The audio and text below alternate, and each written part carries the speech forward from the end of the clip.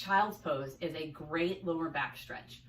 But for many people, getting into that full normal position can be very uncomfortable. It either pinches their hips or they just don't have the right sense that it's getting the right areas. So I have some modifications. Now, just as a review, child's pose is you start here and you reach yourself back and you're trying to stretch your whole back into your lats and up. So if that is just uncomfortable, you can actually put a pillow here and lower yourself. So if you just have something that built up, for some people that's enough. But when that's not enough, you just find yourself on the end of your couch or a nice stability ball, rest your hands on top of your couch or the stability ball, and you would just sit back like this. And what that obviously helps you get a lot more extension in your back, and it helps you get a good stretch here. So you can adjust that by being closer to the couch or further away. You'll just feel a different stretch.